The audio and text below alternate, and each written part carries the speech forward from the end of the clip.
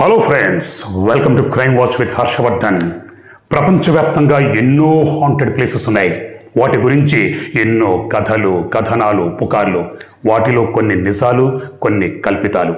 హైదరాబాద్లోని కుందన్ బాగ్లో కూడా ఒక హాంటెడ్ ప్లేస్, ఒక హాంటెడ్ బంగ్లా ఉంది. కుందన్ బాగ్లోని ఆ హాంటెడ్ ప్లేస్, ఆ బంగ్లాలో ఇప్పటికీ దయ్యాలు తిరుగుతూ ఉంటాయని కొంతమంది అంటూ ఉంటారు. అసలు కుందన్ బాగ్లోని ఆ హాంటెడ్ ప్లేస్లో ఆ హాంటెడ్ బంగ్లా కథ ఏంటి అన్న వివరాలు తెలుసుకోవాలంటే 22 సంవత్సరాలు వెనక్కి వెళ్ళాలి. 2002 కుందన్ బాగ్ ఒక పాష్ ఏరియా. ఎంతోమంది ధనవంతులు కుందన్ బాగ్లో నివసిస్తూ ఉండేవారు. మిడిల్ క్లాస్ ఫ్యామిలీస్ కూడా కుందన్ బాగ్లో నివసిస్తూ ఉండేది. కుందన్ బాగ్లో విశాలమైన 2 అంతస్తుల భవనం ఉండేది. మొహమ్మద్ సాదిక్ అనే ఇళ్లలో దొంగతనాలు చేసుకునే దొంగ కన్ను ఈ విశాలమైన 2 అంతస్తుల భవనం మీద పడింది. సాదిక్ కొన్ని రోజులుగా ఆ బంగ్లాని గమనిస్తున్నాడు. ఆ బంగ్లాలో మనుషులెవరూ కనిపించడం లేదు. రాత్రిపూట కూడా రెక్కి నిర్వహిస్తే రాత్రిపూట లైట్లు వెలగడం లేదన్న సంగతి గమనించాడు. ఆ బంగ్లాలో 1-2 రూముల్లో మిణుకుమంటూ బెడ్ లైట్లు వెలుగుతున్నాయి తప్పితే మిగతా రూములన్నీ చీకటిగా ఖాళీగా ఉంది. దాంతో పెద్ద పాష్ బంగ్లా. ఆ బంగ్లాలో దొంగతనం చేస్తే భారీ స్థాయిలో నగదు ఉంటాయి. ఆ ఇంట్లో దొంగతనం చేసామంటే దరిద్రం తీరిపోతుంది, జీవితాంతం కాలు మీద కాలు వేసుకుని బతకొచ్చు అనుకున్నాడు. 2002 సెప్టెంబర్ నెలలో ఒకరోజు అర్ధరాత్రి దాటిన తర్వాత గోడ దుంకి ఆ ఇంట్లోకి ప్రవేశించాడు. కిటికీ గుండా గ్రౌండ్ ఫ్లోర్లోకి ప్రవేశించాడు. నెమ్మదిగా అడుగులో అడుగు వేసుకుంటూ పిల్లిలా గ్రౌండ్ ఫ్లోర్లో ఉన్న హాల్ అంతా తిరుగుతున్నాడు. ఎక్కడ బీరువాలు పెట్టారు, ఎక్కడ ఇనపెట్టెలున్నాయి అని గమనిస్తూ హాల్ అంతా తిరుగుతున్నాడు. ఈ లోపల చిన్న అలికిడి వినిపించింది. ఉలిక్కిపడి మెట్ల కింద దాక్కున్నాడు. ఎదురుగా గోడ మీద ఏదో వెళుతున్నట్టుగా అనిపించింది. ఇదేంటి, ఇంట్లో ఎవరూ లేరనుకుంటే ఎవరైనా ఉన్నారా? పోనీ మనుషులెవరూ లేకపోతే దయ్యాలేమన్నా ఉన్నాయా అన్న అనుమానం సాదిక్కి కలిగింది. సరే, గ్రౌండ్ ఫ్లోర్లో అన్ని రూములు వెతికాడు. ఎక్కడ బీరువాలు ఏమీ కనిపించలేదు. బహుశా ఫస్ట్ ఫ్లోర్లో ఉన్న రూముల్లో ఉండటొచ్చు అన్న ఉద్దేశంతో నెమ్మదిగా మెట్లెక్కుతున్నాడు. మెట్లెక్కుతూ పైకి వెళ్తున్నప్పుడు లైట్గా దుర్వాసన సాదిక్ ముక్కు పుటాలకి తాకింది. ఏంటి, ఏదో దుర్వాసన, ఎలక చచ్చినట్టుగా. బహుశా ఇంట్లో ఎవరూ లేరు కదా, ఎలక చచ్చిపోయినట్టుగా ఎవరికి తెలియలేదేమో, గమనించలేదేమో అనుకున్నాడు. అలా మెట్లెక్కుతూ ఫస్ట్ ఫ్లోర్లోకి వెళ్ళాడు. ఫస్ట్ ఫ్లోర్లో ఒక బెడ్రూమ్లో అడుగు పెట్టేసరికి దుర్వాసన గుప్పుమంటూ సాదిక్ ముక్కు పుటాలకి తాకింది. ఏంటి, ఇల్లంతా ఇంత దుర్వాసనగా ఉంది, ఎవరు పట్టించుకోవట్లేదు ఏంటా అని గదిలోకి అడుగుపెట్టాడు. నెమ్మదిగా గదిలోకి అడుగుపెట్టి అడుగులు వేసుకుంటూ చుట్టూ చూస్తున్నాడు. హాల్లో ఆ బెడ్రూమ్లో బెడ్ పైన ముగ్గురు పడుకున్నట్టుగా సాదిక్ గమనించాడు. ముగ్గురు పడుకున్నారా లేకపోతే పడిపోయారా? అసలు ఇంట్లో ఎవరూ లేరనుకుంటే ఇక్కడ బెడ్ మీద ముగ్గురున్నారేంటి? అసలు వాళ్ళు నిజంగా పడుకున్నారా లేదా? సరే, ఏదైతే అయింది తేల్చుకుందామని నెమ్మదిగా పిల్లిలా అడుగు వేసుకుంటూ బెడ్ దగ్గరికి వెళ్ళాడు. బెడ్ పైన తల్లి, 2 కూతుళ్ళు దాదాపుగా పూర్తిగా కుళ్ళిపోయిన స్థితిలో డెడ్ బాడీలుగా కనిపించేసరికి సాదిక్ గుండె జారిపోయింది. కింద ఉన్న కిడ్నీలు పైకొచ్చాయి.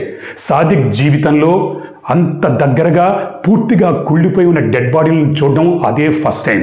తాను చూస్తుంది డెడ్ బాడీలనా లేకపోతే దయ్యాలా అన్న భయం సాదిక్ కలిగి ఒక్కసారిగా భయంతో అరుచుకుంటూ కింద హాలుకి పరిగెత్తుకుంటూ వచ్చాడు. ఆ తర్వాత బయటకు వచ్చాడు. ఆ తర్వాత గోడ దుంకి రోడ్డు మీదకి వచ్చాడు.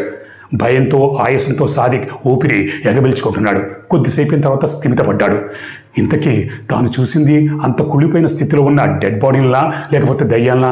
ఒకవేళ దయ్యాలను చూస్తే అవి తను వెంటబడతాయేమో, తనను చంపేస్తాయేమో, ఇలా ఎన్నో అనుమానాలు, భయం సాదిక్లో కలిగాయి. ఇప్పుడు ఏం చేయాలి? వెంటనే పరిగెత్తుకుంటూ దగ్గరలో ఉన్న పోలీస్ స్టేషన్కి వెళ్ళి పోలీసులకు జరిగిందంతా చెప్పాడు.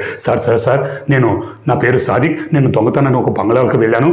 అక్కడ 3 మహిళలు బెడ్ మీద పూర్తిగా కుళ్ళిపోయి అత్యంత భయంకరంగా పడున్నారు సార్ అని చెప్పేసరికి పోలీసులకి ఏం అర్థం కాలేదు.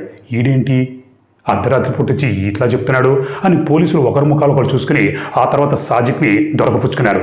ఎరా దొంగనా కొడక, నువ్వు దొంగతనానికి వెళ్ళావు, ఆ 3 నిన్ను చూశారు.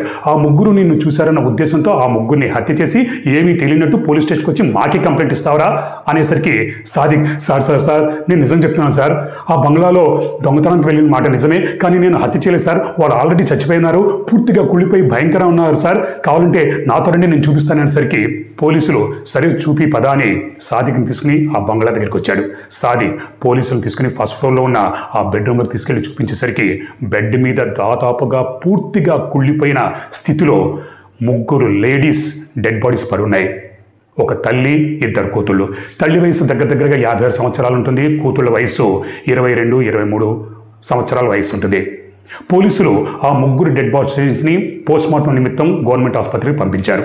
ఆ తర్వాత సాజిద్ వంక చూసి, సాదిక్ చెప్తుంది నిజమా లేకపోతే అబద్ధమా? వీళ్ళేమో పూర్తిగా కుళ్ళిపోయి ఉన్నారు, అంటే వీడు 5 రోజుల క్రితమే వీళ్ళ ముగ్గురిని హత్య చేసి ఇప్పుడు వచ్చి కొత్తగా కదలుతున్నాడేమో అని అనుకున్నారు. ఆ తర్వాత పోలీసులు మొత్తం ఇల్లంతా గాలించారు. ఇల్లంతా గాలిస్తే పోలీసులకి చిత్ర విచిత్రమైనవి చాలా దొరికాయి. క్షుద్ర సాహిత్యానికి సంబంధించిన పుస్తకాలు, దయ్యాలు భూతాలకు సంబంధించిన పుస్తకాలు, అలాగే క్షుద్ర పూజలకు సంబంధించిన వస్తువులు, బొమ్మలు, అలాగే మీ బెడ్ పక్కన ఒక పెద్ద ఫినాయిల్ బాటిలు, కింద రకరకాల పేపర్లు, డాక్యుమెంట్స్, చెక్ బుక్స్ ఇవన్నీ కనిపించాయి. ఇవన్నీ చూసిన పోలీసులకి ఈ క్షుద్ర సాహిత్యానికి సంబంధించిన బుక్స్ ఏంటి, దయ్యాలు భూతాలకు సంబంధించిన బుక్స్, పైగా క్షుద్ర పూజలు చేసేయడానికి ఆనవాళ్ళుగా ముగ్గులు, చిన్న చిన్న బొమ్మలు ఇవన్నీ కనిపించాయి. వీళ్ళేంటి, ఇవన్నీ ఎందుకు పెట్టుకున్నారు, వీళ్ళ మానసిక స్థితి సరిగ్గా ఉందా లేదా, ఇలా ఎన్నో అనుమానాలు పోలీసులు కలిగాయి. అలాగే గుమ్మం బయట జూన్ 21 నాటి తేదీతో ఉన్న న్యూస్ పేపర్ కూడా కనిపించింది. ఆ తర్వాత న్యూస్ పేపర్లు రాలేదు. అంటే ఆ తర్వాత న్యూస్ పేపర్ వాడు రాలేదా, వీళ్ళు పేపర్లు తెప్పించుకోవడం మానేశారా, ఇలా పోలీసులకి ఎన్నో అనుమానాలు. ఈ లోపల పోస్ట్మార్టం రిపోర్ట్ వచ్చింది. ఆ రిపోర్టు చూసిన పోలీసులు షాక్ అయ్యారు. ఆ పోస్ట్మార్టం రిపోర్టులో ఈ ముగ్గురు తల్లి కూతుళ్ళు 3 నెలల క్రితమే చనిపోయినట్టుగా ఆ పోస్ట్మార్టం రిపోర్టులో ఉంది. పైగా ఒక విషం లాంటి ద్రావకం తాగడం వల్ల ముగ్గురు చనిపోయారని పోస్ట్మార్టం రిపోర్టులో ఉంది. అంటే ఈ దొంగ సాదిక్ చెప్తుంది నిజమే అన్నమాట. వీళ్ళు ఆల్రెడీ 3 నెలల క్రితమే చనిపోయాడు. అంటే ఈ దొంగ ఇప్పుడే వచ్చాడు, చూశాడు, దీంతో విషయం బయటపడింది. దాంతో సాదిక్ మొత్తానికి హత్య సెక్షన్ల కింద బయటపడ్డాడు. కానీ దొంగతనానికి వచ్చాడు అన్న కొన్ని సెక్షన్లవి నమోదు చేసి సాదిక్ని వదిలిపెట్టేశారు. ఆ తర్వాత ఈ వార్త గుప్పమంటూ ఆ బంగ్లా చుట్టుపక్కల ప్రాంతాల్లో ఇరుగు పొరుగు వారికి, హైదరాబాదు రాష్ట్ర వ్యాప్తంగా బ్రేకింగ్ న్యూస్ వచ్చేసింది. 3 నెలల క్రితమే ఒక బంగ్లాలో 3 మహిళలు చనిపోయారున్నారు, వాళ్ళంతా కుళ్ళిపోయిన స్థితిలో ఉన్నారు అన్న బ్రేకింగ్ న్యూస్ వచ్చేసరికి ఈ బంగ్లా ఇరుగు పొరుగు వారు, ఆ కాలనీ కుందన్బాగ్ అంతా ఒక్కసారిగా ఉలిక్కిపడింది. పోలీసులు కేసులని నమోదు చేసుకుని ఇన్వెస్టిగేషన్ మొదలుపెట్టారు. ఇరుగు పొరుగు వారిని అడిగితే వాళ్ళు చెప్పింది విని పోలీసులు మరింత షాక్ తిన్నారు. ఇరుగు పొరుగు వారు ప్రత్యక్ష సాక్షులు చెప్పింది ఏంటంటే, వీళ్ళ ముగ్గురు 3 నెలల క్రితమే చనిపోయారన్న సంగతి నమ్మడానికి ఇరుగు పొరుగు వారు, ఆ కుందన్బాగ్లో ఉన్నవారు సిద్ధంగా లేరు. ఎందుకంటే ఆ ఇరుగు పొరుగు వారు, చుట్టుపక్కల వారు దాదాపుగా అందరూ కూడా, అరే వీళ్ళు 3 నెలల క్రితం చనిపోవడం ఏంటి, నేను నిన్ననే చూశానని అప్పారావు, అరే నాకు మొన్ననే కనిపించారు వీళ్ళ ముగ్గురు, పెరట్లు మొత్తం అంతా ముగ్గురు అంతా తిరుగుతున్నారు, నేను చూశాను అని అప్పారావు ఫ్రెండు, ఇలా ప్రతి ఒక్కళ్ళు కూడా తాము చూసామంటే తాము చూసాం, 3 నెలల క్రితం వీళ్ళు చనిపోయారా లేదే అని, ఎలా చనిపోయారు, మేము చూసామంటే మేము చూసామని ఒకళ్ళు కాదు, ఇద్దరు కాదు, ప్రతి ఒక్కళ్ళు ఇలా చెప్పేసరికి పోలీసులు అయోమయంలో పడిపోయారు. పోస్ట్మార్టం రిపోర్టులోనేమో ఈ ముగ్గురు 3 నెలల క్రితం చనిపోయారనుంది. ఇరుగు పొరుగు వారు, చుట్టుపక్కల వారు మాత్రం నిన్న చూసామని ఒకళ్ళు, మొన్న చూసామని ఒకళ్ళు, గంట క్రితమే చూసామని మరొకళ్ళు, ఇలా చెప్పేసరికి పోలీసులకి ఏం చేయాలో అర్థం కాలేదు. పోలీసులు 3 నెలల పాటు కేసుని ఇన్వెస్టిగేషన్ చేశారు. పోస్ట్మార్టం రిపోర్టులేమో 3 నెలల క్రితం చనిపోయినట్టుగా ఉంది. అలాగే డాక్టర్ని ఎంతోమందిని సంప్రదించారు, పోస్ట్మార్టం రిపోర్టుని మళ్ళీ క్రాస్ చెక్ చేశారు, మళ్ళీ పరిశీలించారు. అయినా సరే వీళ్ళు పోస్ట్మార్టం రిపోర్టులో మాత్రం 3 నెలల క్రితమే చనిపోయారనుంది. దాంతో పోలీసులు ఇరుగు పొరుగు వారిని, ప్రత్యక్ష సాక్షులు చెప్పింది, అలాగే ఈ తల్లి వాళ్ళ పేరెంట్స్, బంధువులు, వాళ్ళ తల్లిదండ్రులు చెప్పిన దాన్ని, వీళ్ళందరూ చెప్పిన కథ ఏంటంటే, ఈ తల్లి పేరు జయప్రద. జయప్రద ఆంధ్రప్రదేశ్కి రాష్ట్రానికి చెందింది. జయప్రద చిన్నప్పటి నుంచే మానసిక స్థితి సరిగ్గా లేదు. చిన్నప్పటి నుంచే చిత్ర విచిత్రంగా ప్రవర్తించేది, క్షుద్ర సాహిత్యానికి సంబంధించింది, అలాగే దయ్యాలు భూతాలకు సంబంధించిన పుస్తకాలు ఏవో చదివేది, వింతగా ప్రవర్తించేది. క్రమక్రమంగా పెరిగి పెద్దదైంది, పెళ్ళిడొచ్చింది. తల్లిదండ్రులు ఒక యువకుని చూసి పెళ్లి చేశారు. కానీ ఆ యువకుడికి జయప్రద మానసిక స్థితి గురించి చెప్పలేదు. పెళ్ళైన తర్వాత హైదరాబాద్లోని కుందబాగ్లో ఉన్న ఈ 2 అంతస్తుల బంగ్లాని జయప్రదకి రాసిచ్చి అందులో ఉండమన్నారు. జయప్రద తన భర్తతో ఆ బంగ్లాలో ఉంది. పెళ్ళైన తర్వాత జయప్రదకి 2 ఆడపిల్లలు పుట్టారు. భర్తకి క్రమక్రమంగా తన భార్య మానసిక స్థితి గురించి తెలిసిపోయింది. భార్య చిత్ర విచిత్రంగా ప్రవర్తించడం, వింతగా చేష్టలు ఇవన్నీ చేయడం, ఇవన్నీ చూసి తనను మోసం చేశారు, తన భార్య మానసిక స్థితి సరిగ్గా లేదన్న సంగతి దాచిపెట్టి తనకిచ్చి పెళ్లి చేశారని భార్యతో గొడవపడేవాడు. భార్య తల్లిదండ్రులతో అంటే అత్తమామలతో గొడవ పెట్టుకునేవాడు. క్రమక్రమంగా ఈ గొడవలు పెరిగి పెద్దయ్యాయి. దాంతో భర్త తన భార్య జయప్రదని, పిల్లల్ని ఆ ఇంటిని వదిలిపెట్టేసి వెళ్ళిపోయాడు. ఎటెళ్ళాడో ఎవ్వరికీ తెలియదు. ఆ తర్వాత జయప్రద తన 2 ఆడపిల్లల్ని పెంచి పెద్ద చేసింది. ఈ 2 ఆడపిల్లలు కూడా తల్లిలాగే తయారయ్యారు. ఇరుగు పొరుగు వారు, ఆ కుందన్బాగ్లో ఉన్న ప్రత్యక్ష సాక్షులు చెప్పిన దాని ప్రకారం తల్లి జయప్రద సాయంత్రం అయిన తర్వాత చీకటి పడిన వెంటనే లైట్లన్నీ ఆర్పేసి ఒక క్యాండిల్ వెలిగించి ఆ క్యాండిల్ పట్టుకుంటే తల్లి 2 కూతుళ్ళు చెరువు పక్క ముగ్గురు కలిసి ఆ ఇంటి చుట్టూ తిరిగేవారు. మధ్యలో జయప్రద క్యాండిల్ పట్టుకుంటే ఇటుపక్క అటుపక్క 2 కూతుళ్ళు, వాళ్ళ 2 కూతుళ్ళ చేతుల్లో గ్లాసులు ఉండేవి. ఆ గ్లాసుల్లో ఎర్రటి ద్రవ పదార్థం ఉండేది. ఇరుగు పొరుగు వారు, ప్రత్యక్ష సాక్షులు ఆ గ్లాసులో రక్తం ఉందని చెప్పారు. మరి ఆ గ్లాసుల్లో రక్తం ఉందో దానిమ్మ రసం ఉందో ఎవ్వడికి తెలియదు. కానీ ఇరుగు పొరుగు వారు మాత్రం ఆ గ్లాసులో రక్తం ఉండేది. ఆ రక్తాన్ని గ్లాసులో పట్టుకుంటే మధ్యలో జయప్రద, వీళ్ళంతా ఇంటి చుట్టూ ఖాళీ స్థలం ఉండేది, విశాలమైన ఇల్లు.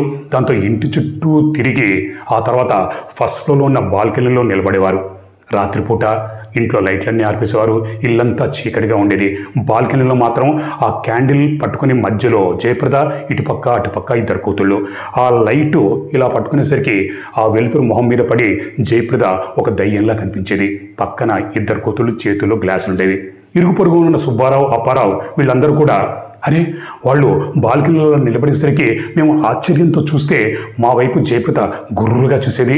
పక్కనున్న 2 కూతుళ్ళు తమ చేతుల్లో ఉన్న గ్లాసులు నాకు చూపించి తాగుతావా లేకపోతే నీ రక్తం తాగమంటావా అని అడిగేవారు అని సుబ్బారావు అప్పారావుతో చెప్తే అప్పారావు కూడా అరే నేను కూడా మొన్న అలాగే ఏంటి వీళ్ళు బాల్కనీ నిలబడ్డారని చూస్తే 2 కూతుళ్ళు ఆ గ్లాసులతో అన్నారు. మధ్యలో ఉన్న తల్లి కోపంగా నా వైపు గురుగా చూసింది అని అప్పారావు. ఇలా చుట్టుపక్కల ఉన్న ప్రతి ఒక్కరు కూడా ఈ విషయాలు చెప్పేవాళ్ళు. పైగా వీళ్ళకి ఒక శాంత్రో కారు ఉండేది. ఆ శాంత్రో కారులో చెత్తను పడేయడానికి కూడా ముగ్గురు కలిసి శాంత్రో కారులో కూర్చుని వెళ్ళేవారు. చెత్తకుండి వాకబుల్ డిస్టెన్స్లో ఉండేది. 2 నిమిషాలు నడిచి వెళ్తే చెత్తకుండి చేరుకుంటారు. కానీ ఆ చెత్తకుండి దగ్గరికి వెళ్ళడానికి కూడా ఈ ముగ్గురు శాంత్రో కారులో కూర్చుని ఆ చెత్తకుండి దగ్గరికి వెళ్ళేవారు. ముగ్గురు బయటికి వెళ్ళాలన్నా ఈ శాంత్రో కారులోనే వెళ్ళేవారు అని ఇరుగు పొరుగు వారు చెప్పేవారు. మరి ఇందులో ఎన్ని నిజాలున్నాయి ఏంటి అన్న సంగతి ఎవ్వరికీ తెలియదు. ఈ ముగ్గురు తల్లి కూతుళ్ళు కూడా సోషల్గా మూవ్ అయ్యేవారు కాదు, ఇరుగు పొరుగు వారితో మాట్లాడేవారు కాదు, ఎవరిని కలిసేవారు కాదు, ఎవరితో మాట్లాడేవారు కాదు. అలాగే వీళ్ళ ఇంటికి ఎవ్వరూ వచ్చేవారు కాదు. మొత్తానికి పోలీసులు మాత్రం ఈ దయ్యాలు భూతాలు వీటిని నమ్మరు, చట్టంలో వీటికి స్థానం లేదు. మరి 3 నెలల క్రితం చనిపోతే నిన్న మొన్న కనిపించిన వాళ్ళు ఎవరు? మేమెవరిని చూసాం? కొంపు తీసి దయ్యాలను ఏమన్నా చూసామా అని ఇరుగు పొరుగు వారు, ఆ చుట్టుపక్కల ఉన్న కుందన్బాగులోని కాలనీ వాసులు వీళ్ళందరూ భయంతో వణికిపోయేవారు. క్రమక్రమంగా ఈ విషయం సద్దుమణిపోయింది. 2002 సెప్టెంబర్లో ఈ ఉదంతం వెలుగులోకి వస్తే 3 నెలల పాటు ఇది వార్తలో ఉంది. ఆ తర్వాత క్రమంగా సద్దుమణిపోయింది, ఎవరికి వారు మర్చిపోయారు. కానీ 2016లో మళ్ళీ కుందన్బాగులోని ఈ బంగ్లా వార్తల్లోకి వచ్చింది. 2016 వచ్చేసరికి సోషల్ మీడియా వచ్చింది, సెల్ ఫోన్లు వచ్చాయి.